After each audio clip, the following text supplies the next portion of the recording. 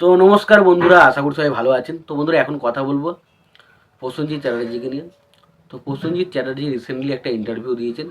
তার upcoming cinema আসছে, যেটা নাম হচ্ছে বিজয়নগরের হিরে। তো সেই সিনেমার সম্পর্কে তিনি কিছু ইন্টারভিউ দিয়েছেন এবং তার ইন্ডাস্ট্রিতে এতদিন থাকা, তার ইন্ডাস্ট্রিতে নিজেকে ব্র্যান্ড হিসাবে তৈরি করে রাখা, সেই সমস্ত বিষয় নিয়ে তিনি খোলামেলা উত্তর দিয়েছেন। এবং তার উত্তর দেওয়া দেখে আপনি পরিষ্কার বুঝতে পারবেন যে তার মধ্যে কিন্তু কোনো রকম কোনো ভুল ত্রুটি নেই যে এটা বলবো না ওটা বলবো না। তার যেটা মনে হয়েছে সে সেটাকে পরিষ্কার সোজা সাপটা উত্তর দিয়েছে। কি বলেছেন অ্যাকচুয়ালিতে সেটা আপনাদেরকে জানাবো। তো তার আগে আপনাদেরকে একটাই কথা বলবো, যে যদি আপনারা আমার চ্যানেলে নতুন হয়ে থাকেন, অবশ্যই আপনারা আমার চ্যানেলটা সাবস্ক্রাইব করে নিয়ে পাশে বেল আইকনটা অবশ্যই প্রেস করে দেবেন। আর যদি আপনাদের আমার এই ভিডিওটি পছন্দ হয়ে থাকে, অবশ্যই একটা লাইক কমেন্ট শেয়ার করে দেবেন। চ্যানেলটা নতুন হয়ে থাকলে অবশ্যই আপনারা চ্যানেলটা সাবস্ক্রাইব করে নিয়ে পাশে বেল আইকনটা অবশ্যই প্রেস করে দেবেন। আর যদি ভিডিওটি পছন্দ হয়ে থাকে তাহলে অবশ্যই একটা লাইক কমেন্ট শেয়ার করে দেবেন। তো প্রসেনজিৎ চ্যাটার্জি বলেন যে তার যে লাস্ট সিনেমা রিলিজ হয়েছে দেবী চৌধুরানী, তো তিনি বলেছেন সেই ছবিটা তো দেবী চৌধুরানীর গল্প বলেন। তো সেখানে আমার প্রচার করার মতো সেরকম কিছু ছিল না, বাট তারপরেও আমরা খুব হুড়োহুড়ি করে প্রচার করেছিলাম। মনে হয়েছিল শ্রাবন্তী শুধু একা নয়, আমিও ছবিটার প্রচার করলে ভালো হয়, সেই হিসাবে প্রচার করেছিলাম। বাট কাকাবাবুর প্রচারে কিন্তু আমার একটা আলাদাই ইমোশনাল জড়ে রয়েছে এবং কাকাবাবুর প্রচারটা অন্যরকম হচ্ছে।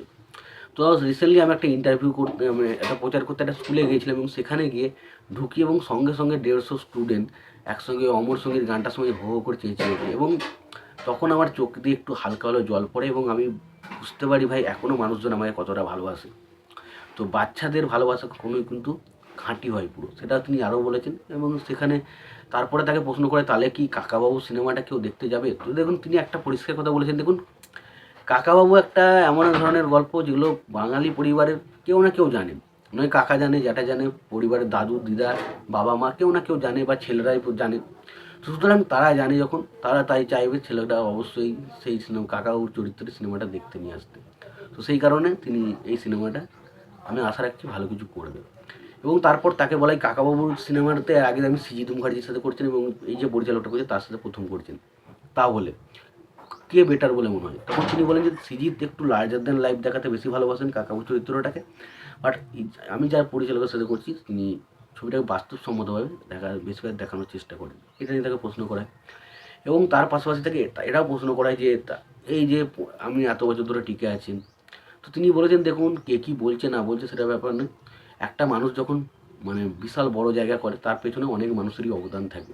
তো আমি কখনোই কারো পেটে লাথি মারার চেষ্টা করিনি, আমি আমার মতো কাজ করেছি এবং পরবর্তীতে যারা মনে করেছে আমাকে একটা ভালো জায়গায় করা যাবে আমাকে নিয়ে, সেই কারণেই তারা একটু করেছে। তার ছেলেকে নিয়ে সে বলে যে আপনার ছেলে যে আসছে সিনেমা করতে, তো তার নাম, তার সে যখনই আসবে তখন কিন্তু প্রশ্ন, তখন সে বলে হ্যাঁ আমিও যখন প্রথম সিনেমা ইন্ডাস্ট্রিতে এসেছিলাম তখন আমাকেও কিন্তু বলতো বিশ্বজিতের ছেলে, বাট 4-5 বছর পর আমি আস্তে আস্তে সেই জায়গাটা হারিয়ে আমি নিজের জায়গা তৈরি করেছিলাম। সুতরাং আমি আমার ছেলেকে এটাই বলেছি যে তোমাকে যদি তোমার নিজস্ব জায়গা করতে হয় প্রথম কয়েক বছর আমার নাম নিয়ে তোমাকে কিন্তু বলবে, বাট তুমি যদি তোমার নিজস্ব ট্যালেন্ট থেকে নিজে করে থাকে তাহলে তুমি অবশ্যই কিন্তু তোমার নিজস্ব একটা জায়গা করতে পারবে। এবার এইগুলোই তিনি বলেছেন এবং তার পাশাপাশি বাংলা ইন্ডাস্ট্রিতে অনির্বাণ চক্রবর্তীকে ব্যান্ড করা, এই সমস্ত কিছু নিয়েও তিনি কিন্তু কথা বলেছেন এবং সেখানে তিনি বলেছেন হ্যাঁ এখন বাংলা ইন্ডাস্ট্রি একটু দুর্দশার মধ্যে দিয়ে অবস্থায় যাচ্ছে, তবে সেই বিষয়গুলো আমরা কী করছি, আমরা যে মিটিংগুলো করছি সেগুলো সোজাসুজি বেরিয়ে যাচ্ছে, সেগুলো কিন্তু ঠিক নয়। এরকম তিনি আরও কিছু কথা বলেছেন। তো এই মোটামুটি একটা আপডেট আপনাদেরকে দিলাম যে প্রসেনজিৎ চ্যাটার্জির একটা খোলামেলা আপডেট বা ইন্টারভিউ। পুরোটা যদি পড়তে হয় প্রতিদিন সংবাদ প্রতিদিনের চ্যানেলে পেয়ে যাবেন, সেখানে অবশ্যই এটা পড়ে নিতে পারেন। তোমাদের কী মতামত তোমরা অবশ্যই জানিও। ভিডিওটি ভালো লেগে থাকলে লাইক কমেন্ট শেয়ার করে দিও। চ্যানেলটা নতুন হয়ে যাবে অবশ্যই তোমার চ্যানেলটা সাবস্ক্রাইব করে নিয়ে পাশে বেল আইকনটা অবশ্যই প্রেস করে দিও। ততক্ষণের জন্য ভালো থেকো, সুস্থ থেকো, দেখা হচ্ছে পরবর্তীতে।